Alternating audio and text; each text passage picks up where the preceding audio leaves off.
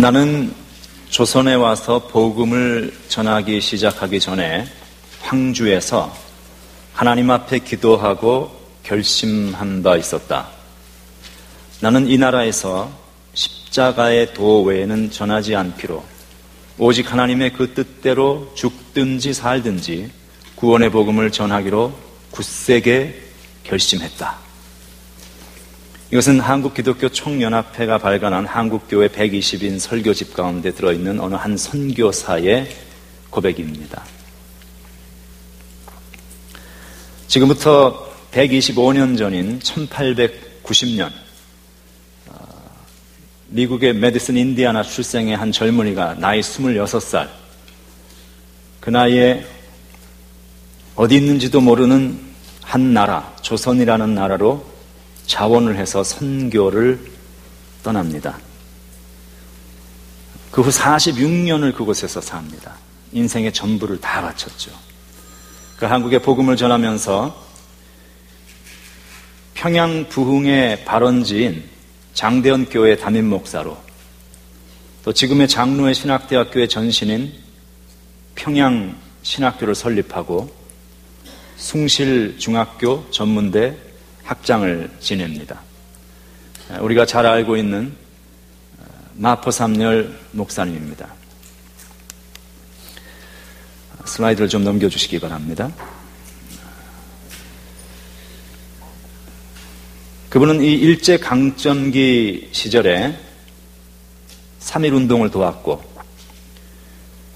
신사참배 반대를 주도하다가 일제의 미움을 받아서 암살 기도가 일어납니다. 얼마나 상황이 급했는지 황급히 가방 2개만 챙겨서 가족들도 데리고 나가지 못하고 미국으로 몸을 일단 피신하게 됩니다. 그는 그만큼 한국을 사랑했고 한국 편에 서 있었고 그만큼 일제의 미움을 받았고 그래서 그만큼 상황이 급박했습니다. 얼마 후 가족이 합쳤지만 그들은 로스앤젤레스 근교의 한 미국 교회 옆에 작은 집에 차고를 개조한 방에서 3년을 지내다가 마포삼열 목사님은 세상을 떴습니다. 당시 그 아들들이 한 명은 신학생이었고 한 명은 의대생이었고 한 명은 고등학생이었습니다. 이런 정도의 자녀를 두고 있는 부모들은 다 느끼는 바이지만 돈이 필요한 때입니다. 가난한 나라 조선에 26살에 가서 46년을 살고 인생 전체를 다 바친 선교사가 은퇴를 준비하고 미국을 온 것도 아니고 급하게 암살 기도를 피해서 미국을 들어왔으니 갈 곳도 없었고 있을 곳도 없었습니다. 한국의 찬란한 기독교를 꽃피웠던 장대현 교회 부흥을 주도하고 한국의 첫 신학교, 장로교 신학교를 세우고 무수한 목사들을 배출해내고 그래서 음으로 양으로 우리 모두가 다 그 혜택을 받은 우리의 선배님이죠. 근데 그 귀한 영적인 리더의 그런 쓸쓸하고 가난한 말년에 대해서 불과 얼마 전까지도 한인교회가 그 사실들을 모르고 있었습니다. 그 아들의 증언에 의하면 이 마포삼열 목사님은 눈을 감는 그날까지 한국을 그리워하고 기도했다고 합니다. 조선 백성들을 위하여 기도하고 그의 소망은, 간절한 바람은 한국 땅에 묻히는 것이었습니다. 그의 별세 67년 만에, 그가 돌아가신 지 67년 만에 고인이 그토록 묻히고 싶어 했던 한국으로 그 유해를 모시고 가서 장신대에 이장을 했습니다. 그 두 아들 가운데 한 명인 사무엘 하워드 마펫, 마포 화열이라는 이름을 가지고 계시는 분인데요. 이분은 대구의 동산병원의 원장으로 봉직을 하면서 45년간 한국의 병자들을 돌보고 살다가 지금부터 2년 전 2013년에 하나님 부르심을 받았습니다. 평양에서 출생을 했습니다. 그리고 고등학교까지 한국에서 쭉 자랐고 미국에 들어와서 시카고에 있는 위튼 대학을 졸업하고 또 노스웨스턴에서 의대를 다녔습니다. 의사가 된 후에 한국으로 돌아오기를 원했고 미국에서 편안하게 살 수 있는 모든 것 다 내려놓고 미국 북장로교, 그러니까 지금 우리 교단의 전신입니다. 미국 장로교 선교사로 파송이 되어서 의료 선교사로 한국으로 들어갑니다. 그래서 대구 동산병원으로 가게 됩니다. 그가 도착한 지 6개월 만에 동산병원의 원장이 됩니다. 그는 살아생전에 평생을 말하기를 자신의 고향은 대구다. 그렇게 얘기를 했습니다.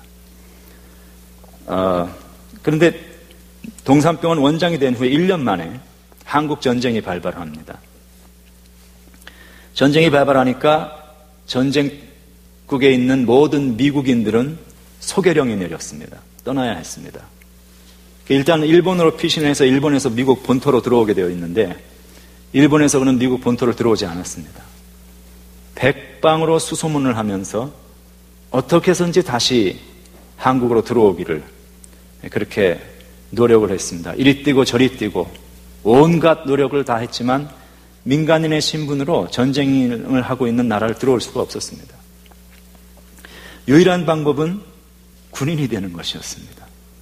그런데 이분은 이미 2차 대전 중에 해군 장교로 복무를 한 적이 있습니다. 그러니까 자기의 복무의 모든 requirement를 다 마친 분입니다. 군복무를 더 이상 할 필요가 없는데 미국 본토로 들어오질 않고 일본에서 한국으로 다시 들어오기 위해서 군에 재입대를 합니다. 자원 신청을 해서 다시 해군 장교로 들어옵니다. 그래서 결국 동산병원으로 돌아옵니다. 돌아와 보니 상황이 한심하죠. 그래서 그 당시 무초 대사라든지 또 군당국하고 협의를 해서 기차 4대 4량을 넣습니다. 그래서 동산병원의 그 직원들과 가족들, 또 환자들, 또 기자재의 일부들 이런 것들을 실어서 부산으로 가지고 이동을 합니다. 그리고 그곳에서 계속 전쟁 내내 한국을 떠나지 않고 사람들을 진료하고 돌고 왔습니다. 우리가 알고 있던 낙동강 전선 그것만 무너지면은 부산이고 뭐고 다 죽는 것이죠. 한국 떠나지 않았습니다. 그리고 그가 북한이 파죽지세로 남쪽으로 밀고 내려오던 그 위험한 시기. 근데 굳이 안 가도 되는 군에 다 그때는 군을 피할 때인데 군에 자원 입대해서 다시 대구까지 돌아오려던 그 이유가 무엇이었을까? 그가 그 아버지의 모습에서 보았던 마포 삼열 박사죠. 한국 백성에 대한 사랑. 그 하나님의 사랑. 그것 하나 때문이었습니다. 불과 60개밖에 없었던 동산병원의 병상을 1000개로 만들어 놓은 그런 분입니다. 그 생각을 해보면 그가 섬겼던 그 오랜 시간 동안에 그 동산병원을 거쳐서 우리 교회도 여기 동산병원 출신들이 계셔요. 치료받고 생명을 건지고 새로운 삶을 기쁨으로 살아갔던 사람들이 얼마나 많은 사람들이 그것을 지나갔을까.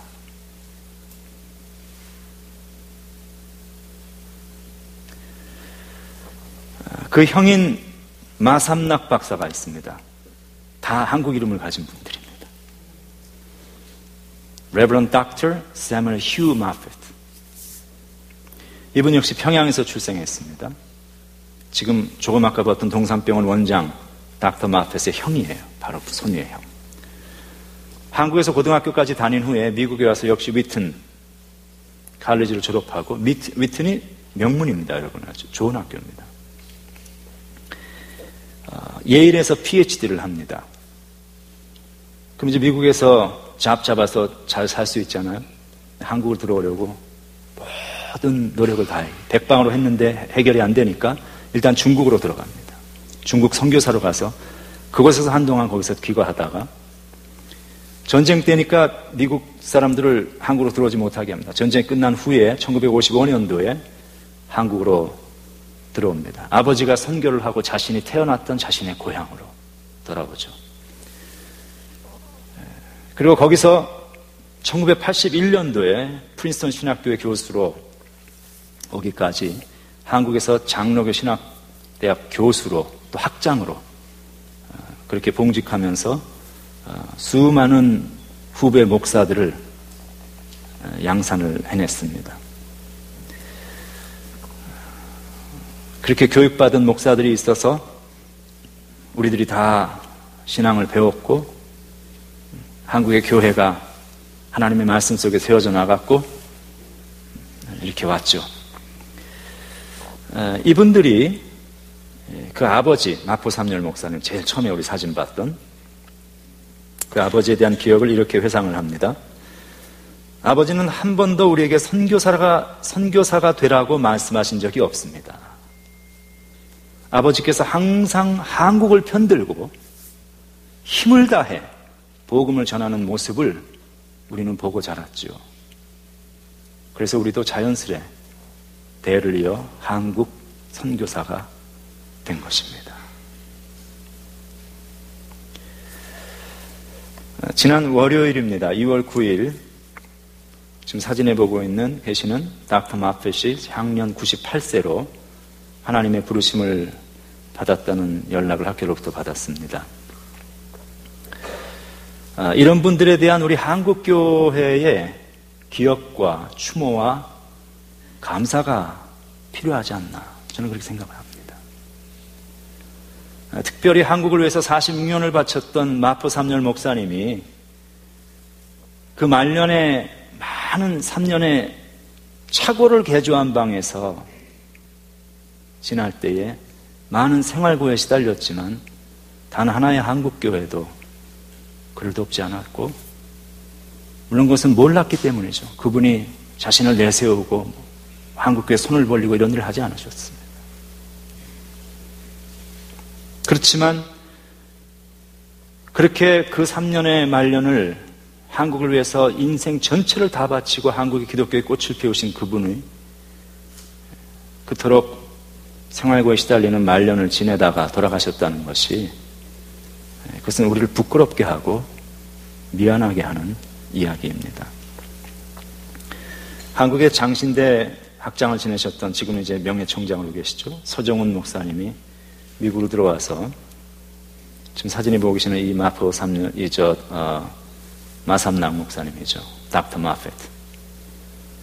마포 삼열 목사님이 이 아들을 만납니다. 그리고 그 이야기를 듣습니다. 아버지가 어떻게 말년에 지내셨고 돌아가시고, 너무 마음이 미안한 거예요. 그래서 장신대에 가서 이야기를 해가지고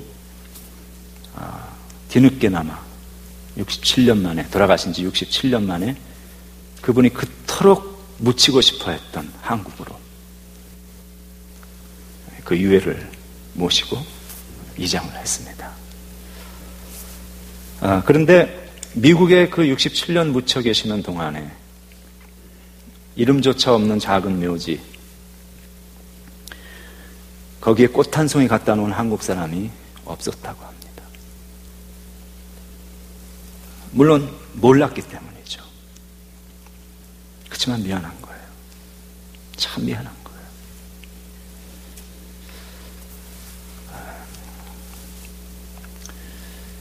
이번에 그 돌아가신 닥터 마펫, 사무엘 마펫 박사는 제가 프린스턴에 있을 때 계셨습니다. 이분이 우리 한국 학생들만 보면 얼마나 이뻐하시는지, 아들 대하듯이 딸 대하듯이 그렇게 김치 냄새 나고 그렇게 썩 미국 사람처럼 세련되지 못하고 한국에서 온 유학생들이 참 많았습니다. 영어도 그냥 액센트 있고 다 그럴 거 아니에요? 다 따뜻하게 우리 한국 학생들만 보면 그렇게 대해주셨어요. 우리 한국교회가 진 빚을 우리는 좀 기억을 할 필요가 있습니다. 한국을 위해서 그 삶을 다 바친 이런 분들의 죽음 앞에 우리 한인교회가 좀 이제는 한인교회의 이름으로 뭔가 좀 해야 되지 않나. 이제 저런 분들이 돌아가시면 메모리얼 펀드 구자를 만듭니다. 그걸 가지고 유족들이 쓰는 게 아니고 그 이름으로 기념을 하면서 신학생들을 또 키우는 거죠. 우리가 많이 받았으면 우리도 좀 해야 되지 않겠어요? 그런 빚진 마음, 우리가 좀 일조할 수 있으면 좋겠다 하는 그런 마음을 여러분과 나누어 봅니다. 오늘은 예수님께서 산 위에 올라가셔서 그 산 위에서 그 모습이 변화되었던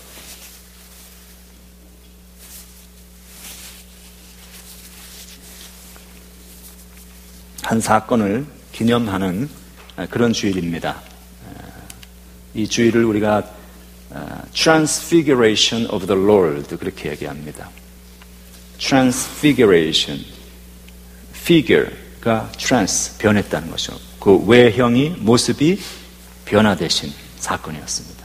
그 산 위에서 제자들은 아주 신비롭게 변화되어진 그 예수님의 모습을 목격하게 됩니다. 평소에는 그 예수님의 모습이 얼마나 허름하고 머리둘 것조차 없고 옷 한 벌 가지고 지내셨던 그 예수님인데 그 산 정상에서 그날 보았던 그 예수님의 모습은 찬란한 하나님의 영광이 그 속에서 뿜어져 나오는 그런 신적인 어떤 신비함, 이걸 본 것이죠. 그 예수님과 더불어서 두 명의 구약의 인물들이, 쟁쟁한 인물들이 나타나서 예수님과 대화를 하는 것을 제자들이 봤어요. 모세, 엘리야. 이 모세는 구약의 율법을 대표하는 사람이고 엘리야는 선지자를 대표하는 사람입니다. 구약의 말씀에, 신구약의 말씀은 모세, 율법과 선지자 이런 표현이 나오는데 이것은 구약 성경 전체를 의미하는 관용구적 표현입니다. 그 예수님의 모습을 마가복음 9장 3절은 이렇게 묘사를 합니다. 그 옷이 광채가 났다. 그리고 세상에서 빨래하는 자가 그렇게 희게 할 수 없을 만큼 희어졌다. 여러분들 가운데서 혹시 그 레 미제라블이라는 이 브로드웨이 쇼를 보신 분이 계신지 모르지만 그 마지막 장면에 그 주인공 장발잔이 죽으면서 그 옷이 아주 그냥 흰 것이 아니고 그 광채가 아주 그게 참 표현하기 힘든 신비한 아름다운 그 빛이 이렇게 뿜어져 나온 조명을 거기다 이제 그분이 이렇게 비춰요. 이게 그 모습이 게 천국 같다는 이야기죠. 이게 여기서 빨래하는 자가 그렇게 희게 할 수 없을 만큼 희어졌다라는 것은 그 당시에 베드로로서 표현할 수 있는 최선의 표현이었어요. 빛나는 하나님의 영광, 예수님의 영광을 베드로 수준에서는 이렇게 최선을 다해서 표현한 거예요, 지금. 오늘 본문은 이 예수님께서 그 산상에서 변화되셨던 하나님의 영광 그리고 하나님의 형상을 환히 드러내셨던 그 모습을 반영하면서 그 어둠 속에 비추어진 빛을 이야기하고 있습니다. 그래서 6절에 보면은 어두운 데에 빛이 빛이라 말씀하셨던 그 하나님께서라는 말이 나와요. 빛이 빛이라고 말씀하셨던 그 하나님께서 예수 그리스도의 얼굴에 있는 하나님의 영광을 아는 빛을 우리 마음에 비추셨다. 여기 보면 어둠 속에 빛이 있으라고 말씀하신 하나님이라는 말씀이 나오죠. 자, 이 말씀은 창세기로 우리를 돌아가게 합니다. 창세기 1장 서두에 이 어둠 속에 하나님의 말씀으로 인하여 빛이 생겼던 그런 사건이 나타나고 있는 것을 보죠. 창세기 천지 창조 때의 사건입니다. 창세기 1장 1절과 2절에 보면 그 땅이 혼돈하고 공허하며 흑암이 깊음 위에 있고 어둠이었었다는 거예요. 그 어둠의 현상 속에 하나님의 신이 성령이 수면 위를 운행하시었고 하나님이 이르시되 빛이 있으라 하시니 빛이 있었다고 말을 합니다. 자, 만물이 흑암 속에 있을 때 하나님의 말씀하시길 빛이 있으라 하시니 빛이 생긴 이 사건에 대해서 우리는 물리학적으로 과학적으로 접근하려고 해서는 안 됩니다. 이것은 지금 성경이 우리가 과학적으로 물리학적으로 뭔가를 이야기하고자 하는 것이 전혀 아닙니다. 이 말씀은 하나님이 어떠한 분이시며 우리의 삶에 하나님의 개입의 역사가 나타나면 우리의 삶이 어둠에서 어떻게 바뀌어질 수 있는가 하는 것을 보여주는 신학적인 스테이트먼트입니다. 어둠 속에 있는 우리의 삶에 하나님의 말씀이 임하면 우리의 삶에 빛의 역사가 임한다는 것이죠. 그러니 이 창세기 서두부터 성경은 우리에게 그리스도를 이미 소개하고 있어요. 이미 복음을 우리에게 말하면서 성경의 창세기의 천지 창조의 문을 꽝 하고 열고 있는 것이죠. 이 복음이 저 뒤에 몇천 년 후에 예수님 때 나온 게 아니고 이미 성경의 벽두부터 어두움이 있었습니다. 거기에 하나님이 말씀을 하셨습니다. 그랬더니 빛이 비쳤다. 성경에서 이 하나님이 말씀하셨다라는 표현, 그리스도께서 오셨다라는 표현은 같은 의미입니다. 어두움에 그리스도께서 오시니 어두움이 물러가고 빛이 임한 사건을 성경 곳곳에서 이야기를 하고 있습니다. 특별히 요한복음 1장 5절 같은 데 보면 빛이 어두움에 비치되 어두움이 깨닫지 못하더라. 그리스도께서 오셨지만 세상이 그를 알지 못했다는 거예요. 그러나 12절을 가면 그렇지만 영접하는 자, 곧 그리스도의 이름을 믿는 자들에게는 하나님의 자녀가 되는 권세를 주셨다고 말씀합니다. 복음입니다. 복음. 혼돈 속에 임하시는 하나님의 말씀, 어둠 속에 임하신 하나님의 빛, 세상에 오신 그리스도, 이거 다 같은 것입니다. 하나님의 영광의 광채가 그리스도를 통해 임할 때에 우리의 삶의 어둠이 물러가고 빛 가운데 우리는 살아가는 능력을 얻게 됩니다. 그렇다면 그 빛 가운데 살아간다는 의미가 무엇인가? 단순한 추상적인 어떤 멋있는 표현을 하고 있는 것이 아닙니다. 빛 가운데 살아간다 하는 말의 의미는 하나님을 사랑하기에 빛이 우리에게 비쳤기에 우리도 그 빛을 전달하는 거예요. 하나님을 사랑하기에 이웃을 사랑하는 거예요. 이게 빛 가운데 살아간다는 말씀의 의미입니다. 요한일서 1장 보면 이런 말씀이 잘 나옵니다. 1장 5절에 하나님은 빛이시다. 1장 7절에 그리스도가 빛 가운데 계신 것 같이 그리스도께서 하나님 안에 살아가시는 것처럼 우리도 빛 가운데 행하는, 우리도 하나님 안에 살아가면, 하나님의 말씀대로 살면 우리가 서로 사귐이 있다. 2장 9절 그의 형제를 사랑하는 자는 빛 가운데 거하는 것이다. 빛 가운데 거하는 인생이 된다 하는 말은 하나님을 사랑하기에 이웃을 사랑하는 삶이 되어지는 것, 그것이죠. 오늘 그리스도의 이 산상변모일 Transfiguration of the Lord 에서 우리가 발견하는 첫 번째 메시지는 그리스도 안에 하나님의 영광의 빛이 있고 그리스도 안에 어둠을 밝히는 복음의 빛이 있다는 사실입니다. 그렇기 때문에 어둠 속에 있는 누구든지 그리스도께로 나아오면 하나님의 자녀가 되는 권세를 소유하게 됩니다. 하나님을 사랑하고 이웃을 사랑하는 복의 근원으로 살아가는 삶의 능력을 우리가 소유하게 됩니다. 오늘 우리 Transfiguration of the Lord라는 예수님의 산상 변모일을 맞이하여서 우리의 삶 속에, 우리의 마음 속에 이 하나님의 생명의 빛이, 그리스도의 복음의 빛이 우리에게 충만하게 임하고,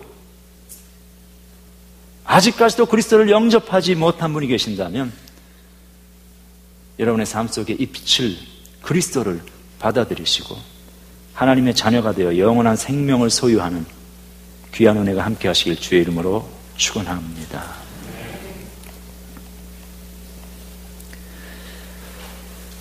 또 하나 생각할 일이 있습니다. 그것은 그리스도를 따르는 사람들은 그리스도의 빛을 reflect, 반영하는 사람들이다 하는 것이죠. 성경은 그리스도가 하나님의 형상이라고 말씀합니다. 그리스도를 통해서 우리는 하나님을 보는 거예요.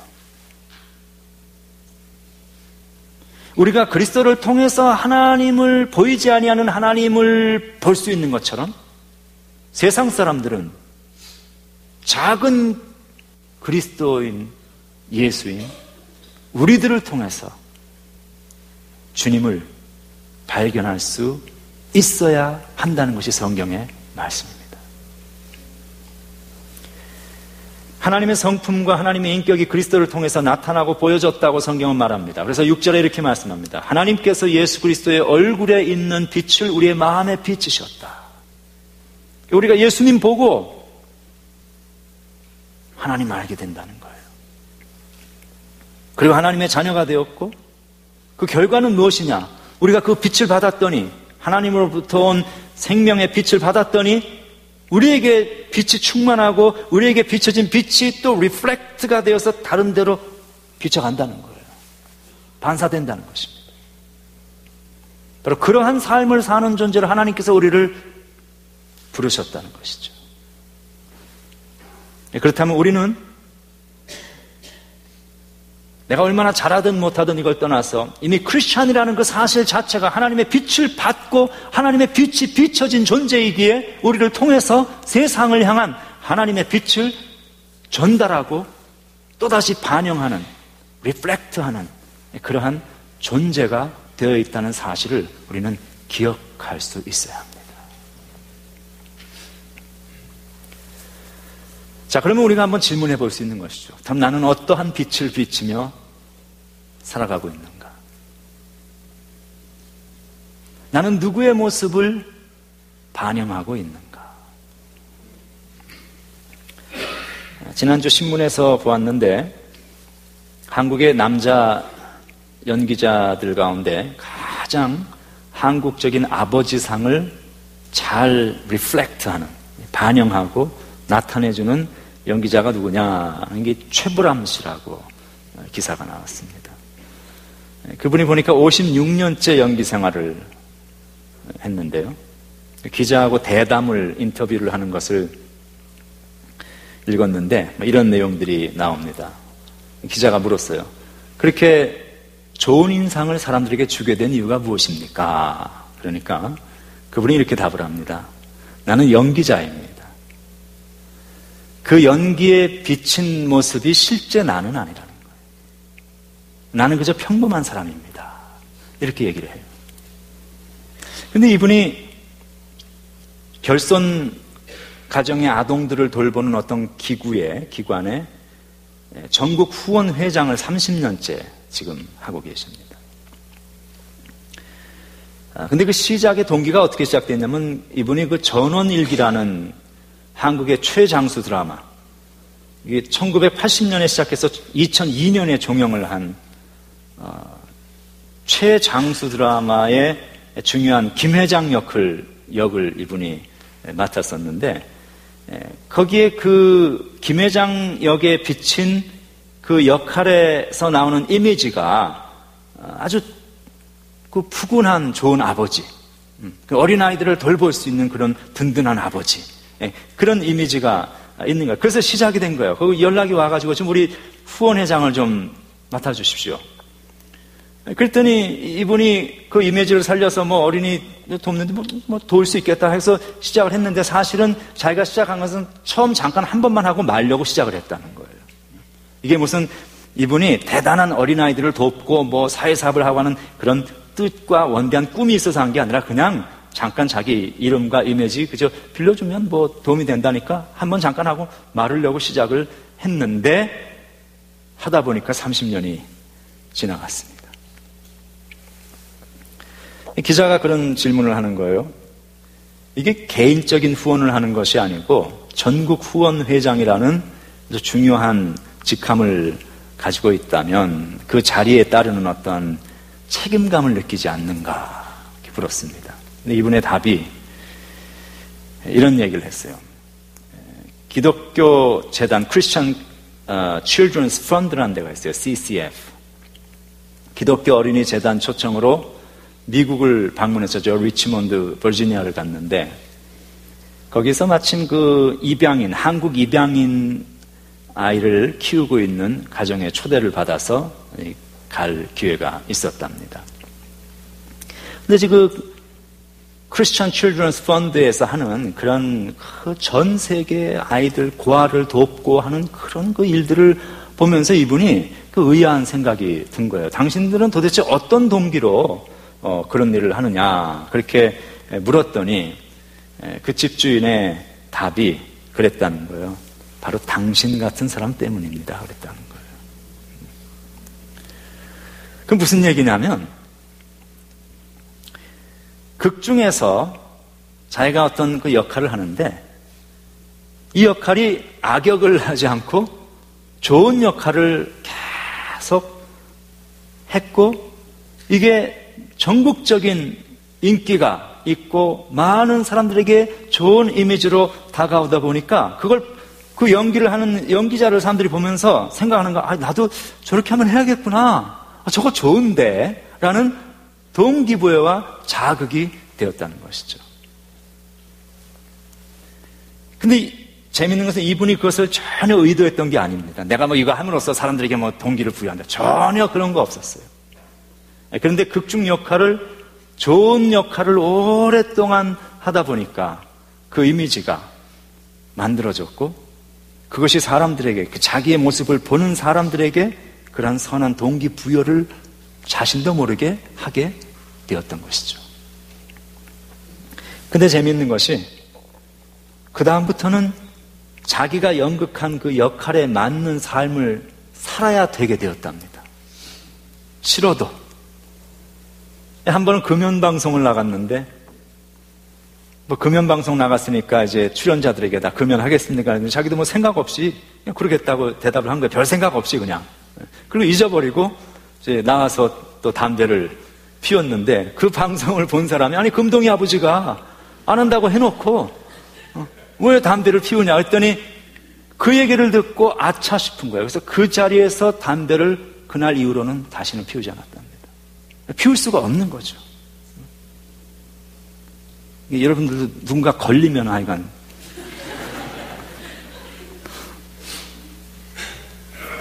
한 번은 또 무단횡단을 하다 택시기사한테 걸렸는데, 아니 김 회장이 무단횡단을 하면 되냐고 야단을 맞고 그것도 고쳤다는 거예요. 내가 특별한 어떤, 내가 이런 사람이 돼야겠다라는 의식을 하고 살아가지 않았지만 내가 맡고 있는 어떤 역할이 있다 보니까, 나에게 주어진 역할이 있다 보니까 사람들의 나를 보는 그 시각이 내가 사람들에게 어떻게 보여질까 하는 책임의식이 생기기 시작했습니다. 그것이 쌓이고 쭉 오랜 시간을 그 역할을 하다 보니까 푸근하고 좋은 그런 사람으로 비춰지게 되었습니다. 그런데 그 비춰진 그 모습이 자신도 모르게 자신을 오히려 만들어가는 역할을 하고 있다는 것이죠. 우리 모두는 인생이라는 극장에 인생이라는 연극 무대에서 어떤 역할을, 배역을 맡고 있는 사람들입니다. 나는 어떤 배역을 맡고 있는가? 가능하면 악역이 아니라 선한 역할을 맡을 수 있으면 좋겠습니다. 나는 내 배역을 통해서 다른 이들에게 어떠한 메시지와 모습을 reflect, 반영하고 보여주고 있는가? 내 배역은 나의 인생의 극작가 되시는 하나님께서 의도하시는 작가의 그 의도대로 내가 행동하며 내 삶의 인생을 퍼포먼하며 그렇게 살아가고 있는가? 그래서 사람들이 나의 모습을 보면서 뭔가 본받고 싶은 어떤 그런 모습이 내 속에서 반영되어져, 하나님의 빛이 반영되어져 나가고 있는가? 아니면 저렇게 살면 안 되겠구나 라는 그런 경각심을 주는 역할인가? 달은 스스로 그 빛을 낼 수 없습니다. 그런데 태양에서 빛을 받아서 그 빛을 반사합니다. 달이 큰 빛을 내지는 못합니다. 그런데 적어도 보름달이 환하게 휘영청 밝은 밤은 그 밤길을 걸어가도 실족하지는 않습니다. 우리의 인생은, 우리 삶은 이 달과 같다는 것이죠. 하나님의 빛을 받아서 누구에겐가 그 빛을 reflect, 반영해 줄 수 있는 그런 존재. 그래서 환한 보름달이 있는 그 밤길을 걸어가는 사람들이 실족하지 아니하고 그 길을, 다른 길을 찾아갈 수 있도록 도울 수 있는 어떤 존재. 누군가의 길을 비추어주고 누군가 인생의 밤길에 잃어버린 인생이 되지 아니할 수 있도록 하나님의 빛을 세상에 리플렉트 해주고 비춰줄 수 있는 그런 삶이 되라고 하나님은 우리를 크리스찬으로 불러주신 것입니다. 그러니 이 예수님을 모시고 그 산 위에 올라갔던 제자들이 그날 거기서 보았던 그 예수님의 찬란한 영광의 그 모습을 잊지 못하는 거예요. 죽는 날까지. 항상 그것을 마음에 품고, 하나님의 저 아름다운 영광, 우리도 닮고 싶은 그 모습. 베드로가 이것이 그가 죽는 날까지 그 사실을 잊지 않고 있었다는 사실이 베드로 후서로 보면 증거가 되고 있습니다. 베드로 후서는 베드로가 죽기 전까지 말년에 기록했던 그러한 후대의 서신입니다. 베드로 후서 1장 10절 말씀 보면, 그러므로 형제들아 더욱 힘써 너희 부르심과 택하심을 굳게 하라, 이렇게 얘기합니다. 크리스찬으로 부르심 받은 그 부르심에 합당한 삶을 살라, 그런 얘기죠. 그 다음에 1장 15절에서 17절 보면 이렇게 얘기를 합니다. 내가 힘써 너희로 하여금 내가 떠난 후에라도 어느 때나 이것을 생각하게 하려 하노라. 기억하라는 거예요. 내 앞에 있었던 예수님께서 나에게 그 모습을 비춰주셔서 내가 그를 기억하는 것처럼 너희들도 그 주님을, 그리고 내가 살아왔던 그 삶을 기억하라. 우리는 그의 크신 위엄을 친히 보았다. 이렇게 중요한 게 보았다. 예수님 보았다는 거예요. 지극히 큰 영광 중에서 17절, 그가 하나님 아버지께 존귀와 영광을 받으셨던 그 모습, 산에서 본 그 모습을 베드로는 베드로 후서 자신의 인생의 말년이 될 때까지 그것을 기억하고, 그리고 자신의 신앙의 후배들에게 그것을 전달해주고 있습니다. 우리의 삶은 누군가에게 보여지는 삶입니다. 보이기 위하여서 보여지는 것이 아니라 no matter what 보여집니다.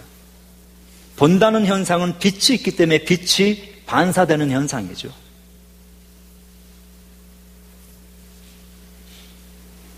어떤 빛인가? 어떤 빛을 우리는 반사시켜서 사람들에게 나의 모습을 보여주는가?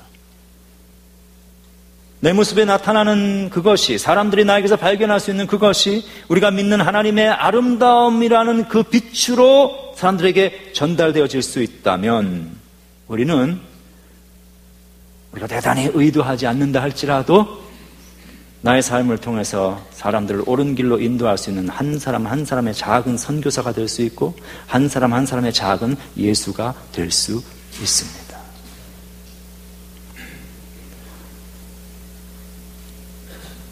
의도하지 않았지만 내가 맡겨진 나의 역할을 거기에 걸맞는 삶을 살려고 하다 보니까 어떻게 하다 보니까 집사가 됐고 어떻게 하다 보니까 장로가 됐고 어떻게 하다 보니까 목사가 되고 권사가 되고 다 그러잖아요.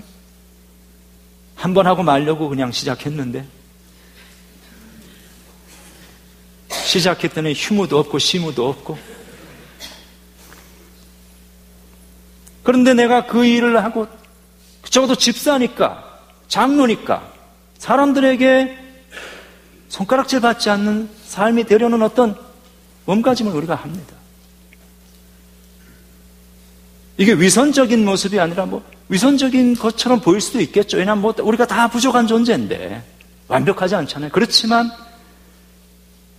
내가 가진 나의 직함과 이름과 크리스찬이라는 그 정체성에 어울리는 삶을 살려고 하다 보니까 시간이 지나갔더니 사람들이 나에게서 발견되어지는 그 모습이 내가 예수님의 아름다움을 사람들에게 전달하는 그런 존재로 우리가 세워져 갈 수 있다는 것입니다. 우리가 이 한 해 경건의 연습을 합시다. 그렇게 이야기하죠. 이 경건의 연습, 단순한 종교적인 어떤 수련을 하자는 것이 아니에요. 우리가 주님의 빛을 받아서 그것을 리플렉트 해주려면 우리가 조금 더 깨끗해야겠죠. 조금 더 반사를 잘할 수 있는, 반영을 잘할 수 있는 그런 모습으로 우리를 조금씩 만들어 가자는 거예요. 마포 3열 선교사 그리고 그 두 아들 선교사 그들의 삶이 어두움 속에 있던 조선 땅에 전쟁으로 모든 것을 잃고 기아와 피폐함과 고통 속에 있던 그 백성들에게 하나님의 사랑과 희망의 빛을 비추어 주었던 그런 존재가 되었듯이 우리도 우리가 살아가는 우리의 삶의 현장에서 그 하나님의 사랑과 그 빛을 발할 수 있는 믿음의 존재들이 될 수 있길 주의 이름으로 축원합니다. 하나님 감사합니다. 우리는 부족하고 우리 스스로 빛을 낼 수 없는 존재이지만 그리스도의 영광의 빛을 우리의 마음속에 비춰주시어서 하나님의 자녀되게 하시고 그래서 우리도 이제는 그 하나님의 빛을 희미하지만 비춰낼 수 있는 존재 되게 하셨음을 감사합니다. 우리가 발하는 하나님의 영광의 광채의 빛의 조도가 갈수록 더 늘어날 수 있기를 원합니다. 시간이 갈수록 조금씩 더 선명하게 사람들이 나의 삶 모습 속에서 우리 주님의 영광의 빛과 아름다움을 발견할 수 있는 인생이 되게 하여 주시옵소서. 예수님 이름으로 기도합니다. 아멘.